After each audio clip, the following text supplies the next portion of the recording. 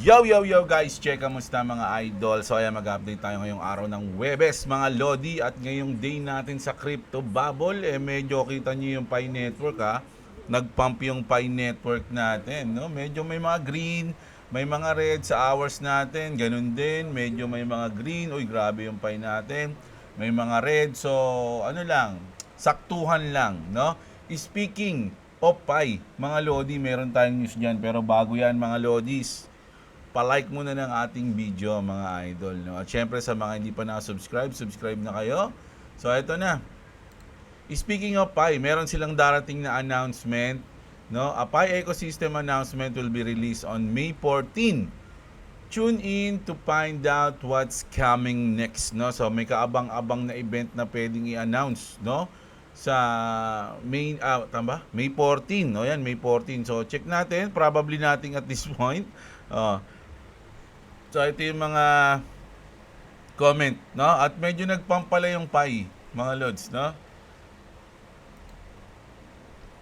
Check natin. Ayun, no? 5%.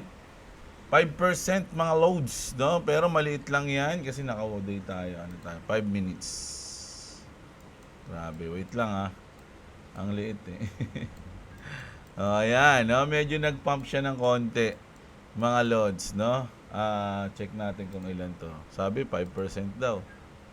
Yan, halos 7% pala. Yung pinump niya sa top, no? Nasa top. Top na top. So, 7% ang pinalo ng ating Pi Network. Syempre, good news yan sa iba. Nagkakabuhay. Nabubuhay yung mga dugo ng ating mga Pi community, mga lods, no? So ito yung parang pinaka mega news kagabi, ay ng madaling araw. Yung fund rate natin same lang, no? Nag-post lang mga lodi at inaasahan na natin yan. Pero medyo gumalaw kagabi yung Bitcoin mga lodi, no? Ayan, sino mga nag-trade kagabi? Puyat ako kagabi, mga idol, pero saglitan lang saglitan lang tayo mga lods, no? Yan, medyo maliit lang naman yung ano natin panalo. Okay na yun, masaya na tayo dun mga loads. Tapos eto, so sabi dito mga lodi, President Trump stunts America by announcing a no tax on tips, no tax on senior social security, and no tax on overtime is being worked on. This is going to be a massive tax cut. This is huge. Mga idol, sabi nga ni Trump, meron siyang i-announce na earth-shaking announcement, no? Ngayong May 8. Hindi pa kasi May 8 sa kanila Mamaya pa mag-May 8 sa kanila, alas 12 ng tanghali sa atin di ba? 12 hours kasi tayong advance. So mamaya pa sa kanila mag-May 8. So madaling araw sa kanila, launa ng hapon sa atin, mga ganyan. So importante para sa akin kasi yung May 8, medyo may mangyayaring kakaiba siguro. Pero syempre sa kanila bukas pa 'yun. O kaya mamayang gabi sa atin, no? Parang ganoon, no? We are making great progress on the one big beautiful bill. Our economy is doing well, but it's going to boom in a way never seen before. We are going to do no tax on tips, no tax on senior social security, no tax on overtime, and much more. It will be the biggest tax cut for middle and working class Americans by far. And it is time for Main Street to win. Make America great again while Philippines is nagpasa ng bat.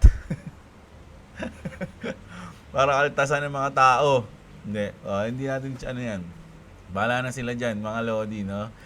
Sabi nga dito ni Trump, mga lodi, May 8, no? So bukas to mga lodi sa kanila. I mean bukas to sa kanila. Ay mamaya to sa kanila. Before we begin, I'm pleased to announce that I've just signed a proclamation officially designating tomorrow, May 8th, as May 8 as a victory day. a victory day. Mga lodi, no? So victory day natin ng May 8, no? Ano ba meron sa May 8 kasi mga lodi? Kasi 589 yan mga lods no? 589. Bakit naging 589? Kasi sa May 8 lang, 589 na. 5.8 lang yun. Asan yung 9? Yung 9 mga lodi, ayun yung 2025. No? Pag pinag-plus mo yung 225. Ayun yung mga sa ano nila yan. Sa riddle nila yan May umaano na naman sa likod ko dito. Nagugulat siya eh. May 589 eh.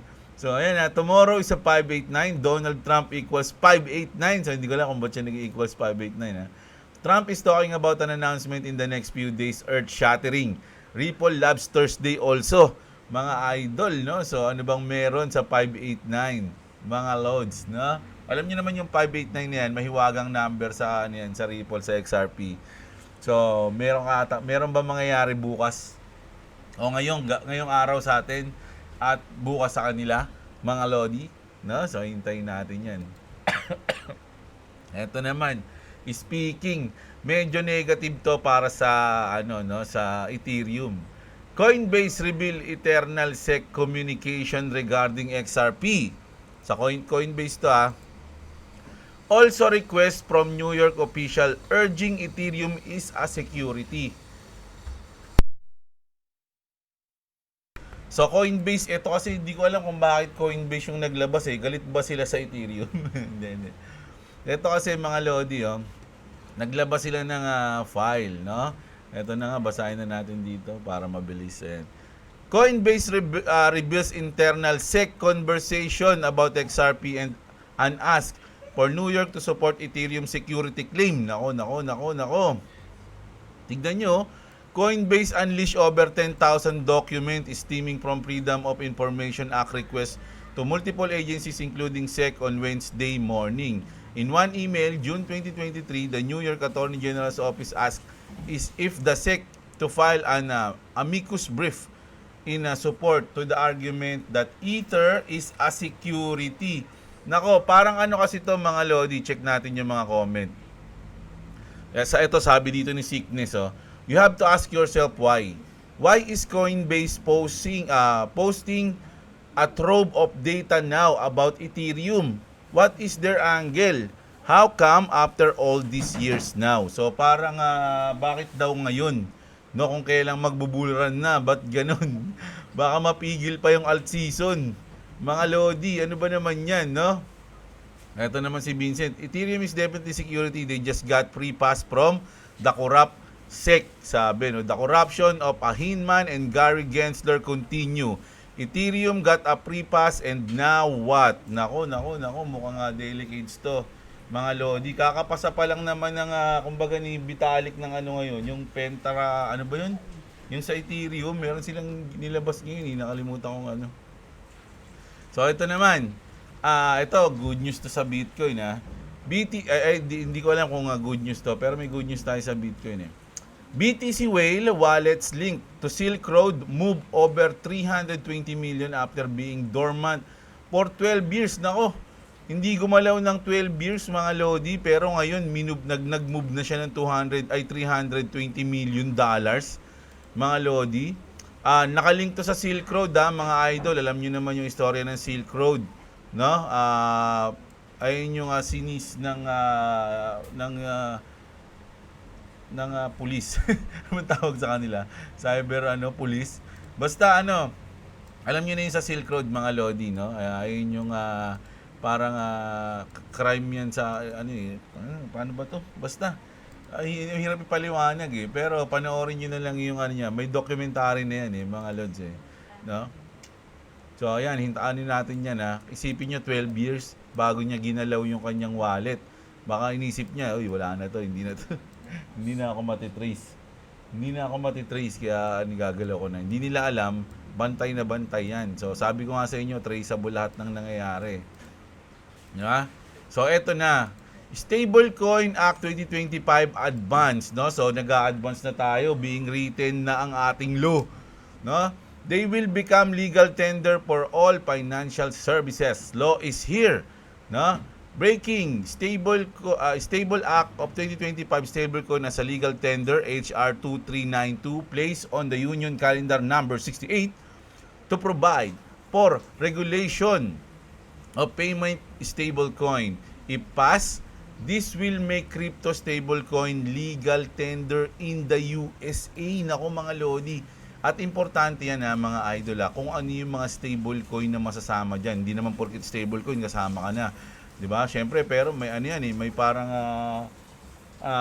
i-register mo pa or something, hindi basta-basta na pag stablecoin, o sige, pwede ka na gamitin ha. Hindi ganoon mga lods, no?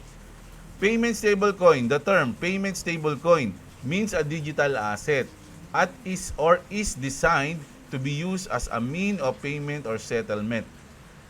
These are denominated in a national currency, the issuer of which is obligated to convert, redeem, or repurchases for a fixed amount of monetary value, or represent that the digital asset will maintain to create the reasonable expectation that digital asset will maintain a stable value relative to the value of a fixed amount of monetary value.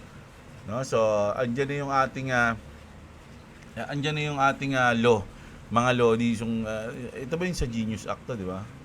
Oh, mga idol, no? So, sobrang solid nito. Once na napasa na to, nako, malaking bagay yan, mga idol. Hindi yan basta-basta lang, maliit na batas, mga lods. Dahil yan, pag napasa, malamang maraming gagamit niyan. 'Di ba? Mahalos lahat pwede nang gamitin, lalo na yung mga big institution. Gagamitin nila to, mga idol. So, big news to, mga lods. No? At nag-advance pa lang naman, no? So, malapit na yan matapos.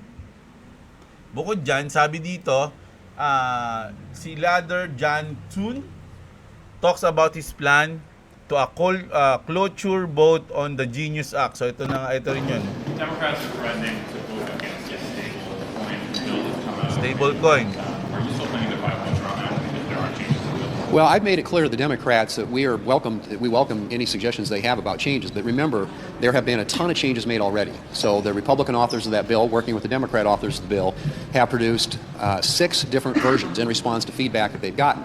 And so if you look at, Bill Hagerty, Cynthia Lummis, Kirsten Gillibrand, the people who have worked on and authored this bill, they have now put a draft out there, gotten it back, put it back out there, gotten it back. And a lot of the feedback they've received is from Democrats. 6 different times they've done that. So this is like an iterative process that's been going on for several months.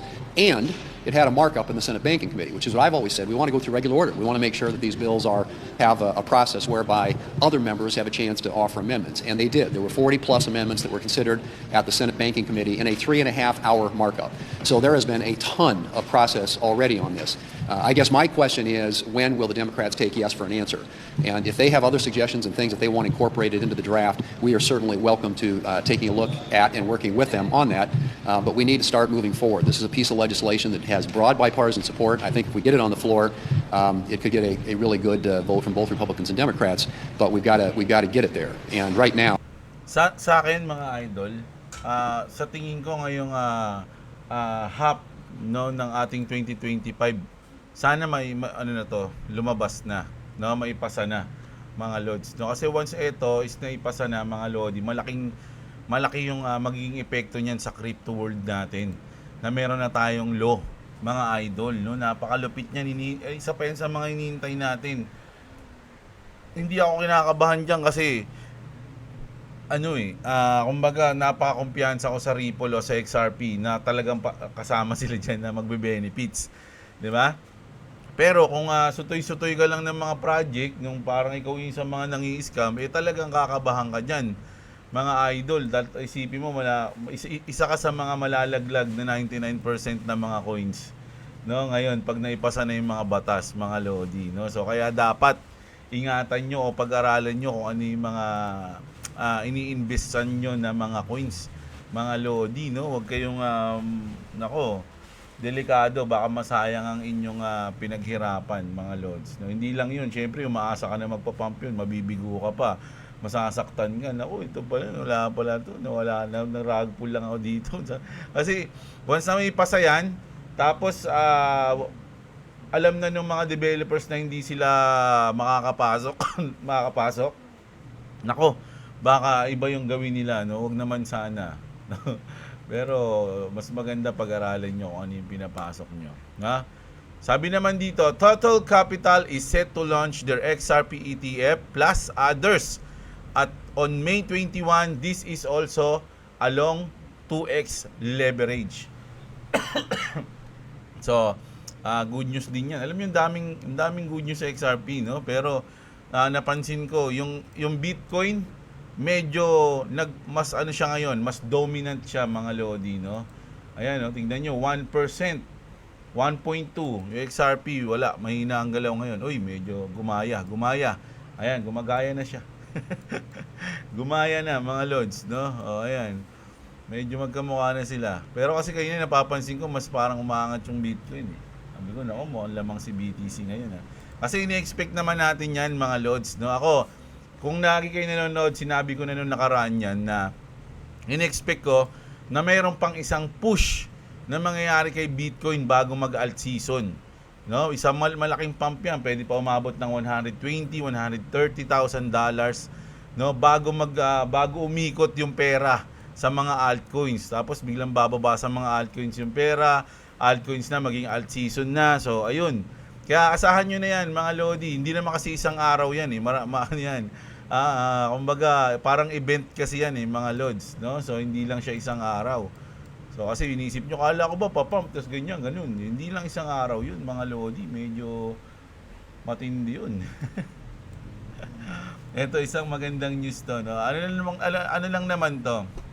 Pwedeng mangyari, pwedeng hindi mangyari. Kasi mag-meeting na si Paul Atkins at si Chris Larsen. Tomorrow, the SEC will announce the end of the Ripple case. No, ano sa tingin nyo? Kasi yun yung meeting nila, May 8 yan sa kanila. So bukas nga to eh, mga Lodi. At ang mag-uusap si Chris Larsen at si Paul Atkins na mag-best friend. Mag-best friend agad din, no? So, hindi natin sure kung ano mangyayari. Pero sana, no? Sana talaga yan. Sunod na natin yung inyong mga comment, no? So, kung papansinin nyo, 2 video tayo kahapon. So, baka mag-2 video tayo ngayon. Tatry ko ulit mag-2 video. Mamaya, baka maghanap ulit ako ng news and then gabi. Mag-news ulit tayo, mga idol, no? So, basahin natin yung comment nyo. Ilan ba yung comment nyo? Hindi ka namin. Nako, dito pa lang, madami na. So, mamayang gabi pa lang, babasahin ko yung dun sa, yung pangalawang video ko. Akin ba to? Mukhang hindi, ba't puro bot to? Akin ba to? Hindi ata to. Oh, ito nga sa akin nga. Ba't puro bot yung mga nag-comment dito? Ayan, oh. Oh, bot. Huwag natin yung mga bot. Huwag na naman natin basahin yan. Oh, puro mga Amerikano. Ito. Si Kanji, ayan, no? Shoutout kay Kanji Putago.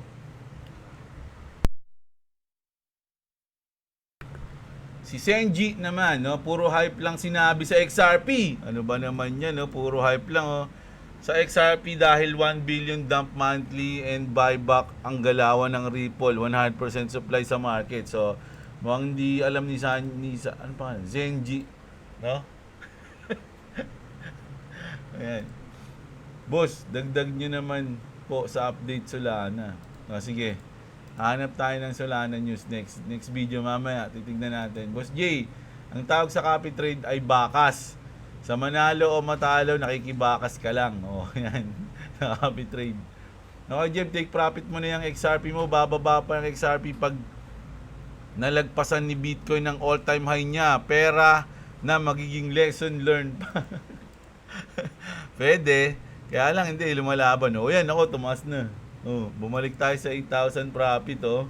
O 8,200. Nako. No, sa mga wala pang crypto exchange diyan, andyan yung Bitget natin, mga Lodi, alam nyo na. No? Sa Bitget goods to goods tayo diyan, mga idol.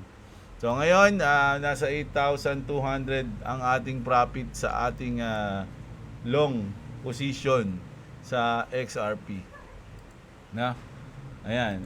If umabot yung XRP ng 500 billion market cap, paabot siya ng $8 or 470 or 80 pesos per coin. Mataas na din yan. Pero, di kasing taas na expected ng iba. Di siya unrealistic feeling ko. Ayan na naman eh. So, yung sa market cap, mga Lodi, hindi kasi kami, pag XRP ka kasi holders, mga idol, yung market cap wala yan, hindi sa amin, walang bilang yan sa amin, sa akin. So kung kayo doon kayo tumitingin, kayo yun, mga Lodi, no? Hindi, parang sa akin, iba yung XRP, mga Lodi, no? Ilang beses na natin yun, tinapik yung sa market cap na yan, Boss Jeb, matsala sa araw-araw na comment, content, libre news, kesa ako magbasa, nakikinig na lang ako sa iyo. May explanation pa. Kapit lang sa mga coins until makuha yung target. Sabi ni Brian Remigio. Ayan, si Rhea Bella. Sir, spot ba yan or perpetual? Futures, perpetual? Po, yan. Sorry nasa mid ako lagi. Hindi pa yan, lilipad si XRP ngayon. Dadapa pa yan, next year bear market na. Next cycle, maniniwala ako. O yan Si Love Hug. O yan, paano natin to? Print screen natin. O, ayan. Marami na tayong print screen na na may lupit na comment Para pag lumipad si XRP, babasahin natin isa-isa. Boss, live ka mamaya. Hindi na ako nakapag-live kasi pag nagtitrade kasi ako mga idol, seryoso tayo Iniisip ko kasi pag nag-live ako, baka hindi ako si Boss Robo. Si Boss Robo magaling Ako hindi Parang nadidistract kasi ako pag ganun, mga idol. Nawawala yung ulirat ko Yan yung magti-training tayo sa oras at panahon para masanay ako ng naka-live na nagtitrade. Si Dance Cortez, di na babalikan ni XRP yan, sabi niya. Si Anime Videos Channel, kaya nga, imbis na gamitin sa mga programa na maraming may kinabang at kahit ilang dekada lumipas, mapapakinabangan pa din ng mga Pilipino kaysa ipamigay sa ayuda. Wala isang buwan, ubos na yung ayuda. No? So ako kasi hindi ako sang-ayon sa mga ayuda, mga Lodi, simula dati pa, mga idol, no? Na ayoko nung ganun Ayuda, yung mga ayuda pwede yan kung kung may pandemic. Kaya lang naman nauso yung ayuda dahil sa pandemic Kaya lang wala nang pandemic, nag-aayuda pa rin. Ginamit na siya. No, ginamit na yung ayuda na yan para sa makakurap yung mga chikito, mga idol, no. So ayaw natin ng gano'n, no. Buti maaga update mo, ayan. Boss, si Phil Habis yun Saan ba yung address ng opisina ng CryptoBilis? Meron diyan. Hanapin niyo sa aking sa description natin, mga idol, no? Sandali Anin natin. Oo. Yung address, Dito sa description, mga Lodi, ayan, yung cold wallet link, CryptoBilis. Hanapin niyo yung address. Meron nakalagay diyan, mga loads, no? Sa baba. Sa baba ba yun? Saan ba yun? About CryptoBilis. Ayan Check natin. Ayan I-click nyo lang yun May kita nyo na. Ayan. Ito na yung ipipin nyo. Ayan. Kita nyo na agad Quezon City.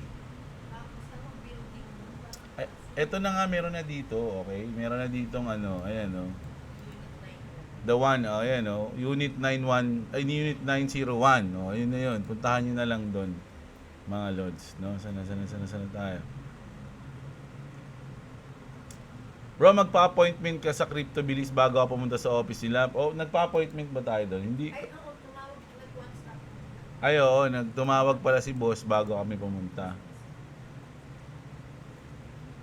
Meron din dong contact, mga Lodi. I-click nyo lang yun, mga idol. Si Joseph Berdin, shoutout sa'yo. Si Macol pa, shoutout din dyan Ayan. Si QE, or common known as quantitative easing, means printing money. Oo nga, no? Babahanan naman. Si Maximu. Innocentes, JR Salinel. Nasa down whip hot pair ako. Dog whip hot pair ako. Bumaba ng 29 point. Sana bumulusok pataas.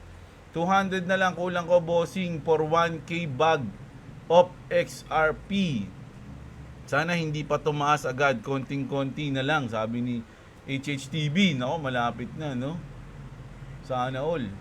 Si Lisa Yonson, shoutout sa'yo. Si Mr. Chan, ayan, good day, Boss Jeb. Kung ako po ang tatanungin, okay naman po ang bagong bat ng government natin. Babalik din naman yan sa tayo. Hindi na naman tupad, nako. Lahat pambili. Wala. Ito ayuda. Sabi nito ni Ashley Mendoza. Turuan maging tamad ang mga tao at umasa na lang lagi sa gobyerno. Kadalasan ng mga nasa listahan, yung mga kamag-anak lang ng may pwesto. Tapos yung iba, ipinangsusugal lang nila. At syempre yung ibang politiko ay ginagamit yan pampabango ng pangalan nila. Di naman nila pera yan. Utak, ayuda. Alam mo na, Mr. Chan, no? Si Ellie Gaming, shoutout sa'yo. Shoutout din kay Ashley Mendoza. Laging nakakagising ang mga update mo, idol. Salamat, sabi ni Richard Tadina, shoutout sa'yo. Si Ronin Padilla, always nakalike Tito J. Now, ko lang napagtanto na nakakapagtampo ka, Tito J. Iniwan mo kami sa XRP. Dapat sabay-sabay tayo. Sabay-sabaw tayo. Bear months 2025 ka. Sabi na nga ba, pangit talaga mag-invest sa XRP niyan. No, to the moon. To the moon, mga Lodi. Meron pa tayo XRP, mga Lodi. Huwag kayong mag-alala, meron pa. No? Huwag niyo sasabihin kung ilan yung XRP nyo. Tapos sino ba yun? Si Idol. Asan si Idol? Uy, HHTV, huwag mo sasabihin kung ilan yung XRP mo. Nako, baka pag naging malaki yung price ng XRP, huwag mo sasabihin. Malamang pabor na naman sa kanila yung announcement na yan, sabi ni Cosinero. Tatawa ako sa mga fanatic na mga politiko sa comment section mo, Boss Jeblo. Problema yan. Yan pag nagbat sa crypto, baka makita ni Tax Demon Recto. Lodi, salamat sa update. XRP lang malakas, sabi ni Degs Renz Channel. Pil na pil mo talaga ito. Ano to? Si Poshi. Pil na pil mo talaga XRP, half a year ng bagsak. O, ibig sabihin, walang alam to sa XRP. Mga Lodi, no? Buwan lang naniniwala sa ARPS na to. Huwag kayo maniwala dyan. O, ayan. Sabi dito ni Ashley. Ano gusto mo? Sa'yo maniwala, mga tao? O. Alatang ano to? Walang clue kung ano yung XRP, mga idol, no? At walang pambili yan. For sure. O kaya, ayan yung mga gusto ng XRP, pero hindi sila nakabili sa 0.5.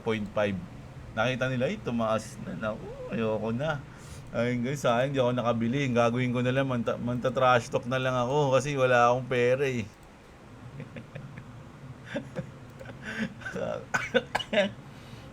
Nakakaawa si Idol Bigyan kita XRP, bilis. Send mo yung ano mo dito, address. Si Victor Vicente pala.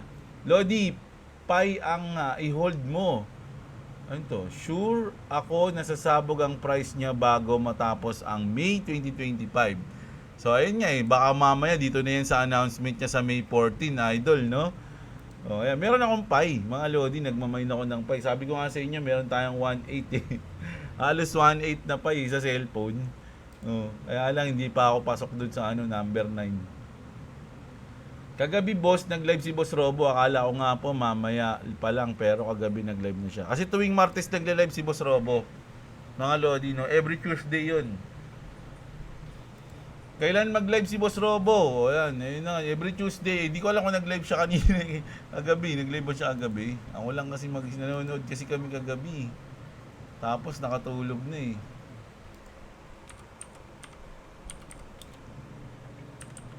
Mukhang hindi ata kasi hindi nag-notif sa akin ito nag-live nga siya. Ayan nag-live pala si Boss Wala kasi ako sa PC ko kagabi nagtitrade, mga Lodi, sa laptop ako ayan nag-live siya kagabi. Si Andrew Sarbelion, shoutout sa'yo. Si Skylab, always yan. Si Jeremy, tagal naman bumalik sa $3 sa XRP. Biling-bili na ako ng Raider. Mukhang may balak si Idol. Mukhang masarap tulog ni Boss Jeb. Ayan, medyo. Pinoy Taduran. Si Paulette Carlos. Ayan. Sino nag-comment na okay lang magpataw ng dagdag ng bat si BBM? Ayan, putyarik. Binibigay lang sa kuyakoy. Gaya tupad. Kunwari nagwawalis. Tapos, sa isang dahon, ilan silang nagwawalis. Tamang selfie-selfie lang pang My Day. Puro yung mga street sweeper natin na ininitan, nagwawalis, hindi man bigyan ng magandang sahod, Lods. Tapos ikaw na nagpapakapagod, pumapasok araw-araw, tapos yung bat ipapang-ayuda lang, abay galing-galing. O nga, no? O, correct ka daw dyan, sabi ni Unicente, so, tsaka ni Ashley Mendoza. Di na ba yung nagsabi kayo na okay lang yung bat? O, bigay sa ayuda. Quantitative easing, quantitative tightening. O, ayan, sabi ni JP. Aga ng update. O, ayan, kasi nga may plano tayong mag-update ng gabi. So, mamaya mag-update ulit tayo. Si Clavis, parang addicted na sa trading si Idol. Hindi na makatulog kapag hindi na makapag-trade. Trade talk, babaan na ba ang mga tariffs? Pag lumabas na yung regulation, lagas yung mga rug pull coins at karamihan sa unpopular meme coins. Tama ka dyan, Idol. Kaya nga dapat aralin niyo yung mga pinainindesan nyo. No? Anong coins ang meron ng ETF, pending ETF? Meron daw yung Pepe, ano ba yun? Hindi ko alam eh, nakalimutan ko na yung iba eh. Lilipad niyan, Lodi, malapit na. Konso lang muna, sabi ni Aldrin. Si BF or Benis, watching from Flagstaff, Arizona, dito sa USA. Idol, shoutout sa'yo, Idol. BTC Pump, Ethereum Pump, Alts Party. So, ayun nga hinihintay natin. Okay, talagang inaasahan ko may isang pump pa si Bitcoin tsaka si Ethereum. Mga Lodi, no? Si Bitcoin muna. Tapos, lilipat na sa Alt. Ang aga mo ngayon, Idol, sarap makinig ng updates habang nagkakape. Ayan, the video content is very bot. Si Kevin. Nalipio, shoutout sa'yo. Si Jonathan Bordado at si Gabriel Celis. Ayan. At syempre si Junel Nael ang first to. Ayan ha. Shoutout dyan. So ayun yung update natin ngayong araw mga Lodi. Sana na-enjoy nyo. Mamaya, tatry natin mag-upload ulit. Maghanap ng news ngayong umaga mga idol. No? So, hintayin nyo ako mamayang gabi. Mga Lodi, mag-update ulit tayo. So, kita-kits tayo. Maraming salamat sa mga nanood. Magandang araw sa inyo mga kapatid, mga Lodi. Huwag nyo kalimutang i-like yung video natin. Siyempre, subscribe na. At sa mga wala pang crypto exchange dyan, andyan ang ating BitGet. Ayun na. 8-3 na ang ating profit. So, kita-kits. Magandang araw at What's up? Subscribe to Corbis TV and subscribe to Jablo. If you want to subscribe to me, is link in the description. Or if you want to like to me, just same thing is in a link in the description. And go check out my song.